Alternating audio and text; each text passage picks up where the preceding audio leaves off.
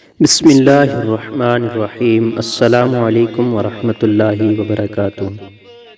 ناظرین گرامی، آج کی اس ویڈیو میں آپ کے سامنے ایک حدیث مبارکہ رکھنا چاہتا ہوں، اور اس حدیث مبارکہ میں ایک اللہ رب العزت کا مسلمانوں پر فرض کیا گیا عمل یعنی نماز کے بارے میں ذکر کیا گیا ہے کہ جو شخص نماز میں سستی کرتا ہے اس کو کتنا عذاب ہوگا۔ اسی طرح سے اللہ رب العزت نے انسان پر جتنے بھی اعمال فرض کیے، نماز، روزہ، حج، زکوٰۃ، ان سب کے اگر جو انسان ان اعمال کو کرے گا اچھی طرح سے تو اللہ رب العزت نے ان پر بے حد نیکیاں اور اجر و ثواب رکھا ہے۔ اور اسی طرح سے جو شخص ان میں سستی کرتا ہے یا یہ اعمال نہیں کرتا تو اس کے لیے اللہ رب العزت نے اپنے عذاب اور جہنم کو تیار کر رکھا ہے۔ آج میں جو حدیث لایا ہوں وہ حدیث ہے نماز میں سستی کرنے کے والے کے بارے میں کہ جو شخص نماز میں سستی کرتا ہے حق تعالی شانہ اس کو کس طرح سے عذاب دیتے ہیں اور کتنے عذاب دیتے ہیں۔ اسی طرح سے جیسے میں پہلے عرض کر چکا ہوں کہ انسان جو بھی نیک عمل کرتا ہے، اللہ رب العزت کا بتایا ہوا عمل کرتا ہے تو اس پر اللہ رب العزت بندے کو انعامات سے بھی نوازتا ہے۔ حدیث شریف میں آتا ہے کہ جو شخص نماز کا اہتمام کرتا ہے حق تعالی شانہ 5 طرح سے اس کا اکرام و اعزاز فرماتے ہیں۔ ایک یہ کہ اس پر سے رزق کی تنگی ہٹا دی جاتی ہے،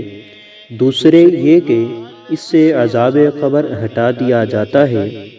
تیسرے یہ کہ قیامت کو اس کے اعمال نامے دائیں ہاتھ میں دیے جائیں گے، جن کا حال سورہ الحاقہ میں مفصل مذکور ہے کہ جن لوگوں کے نامہ اعمال دائیں ہاتھ میں دیے جائیں گے وہ نہایت ہی خوش و خرم ہر شخص کو دکھاتے پھریں گے، اور چوتھے یہ کہ پل صراط سے بجلی کی طرح گزر جائیں گے، پانچویں بغیر حساب کتاب کے جنت میں داخل ہوں گے۔ اور جو شخص نماز میں سستی کرتا ہے اس کو اللہ رب العزت 15 طریقہ سے عذاب دیتے ہیں۔ 5 طرح سے عذاب دنیا میں دیتے ہیں، اور 3 طرح سے موت کے وقت، اور 3 طرح قبر میں، اور 3 طرح قبر سے نکلنے کے بعد۔ دنیا کے 5 تو یہ ہیں، اول یہ کہ اس کی زندگی میں برکت نہیں رہتی، دوسرے یہ کہ صلحاء کا نور اس کے چہرے سے ہٹا دیا جاتا ہے، تیسرے یہ کہ اس کے نیک کاموں کا اجر ہٹا دیا جاتا ہے، چوتھے اس کی دعائیں قبول نہیں ہوتیں، پانچویں یہ کہ نیک بندوں کی دعاؤں میں اس کا استحقاق نہیں رہتا۔ اور موت کے وقت کے 3 عذاب یہ ہیں کہ اول ذلت سے مرتا ہے، دوسرے بھوکا مرتا ہے، تیسرے پیاس کی شدت میں موت آتی ہے،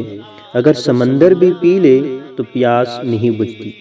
قبر کے 3 عذاب یہ ہیں، اول اس پر قبر اتنی تنگ ہو جاتی ہے کہ پسلیاں ایک دوسرے میں دھنس جاتی ہیں، دوسرے قبر میں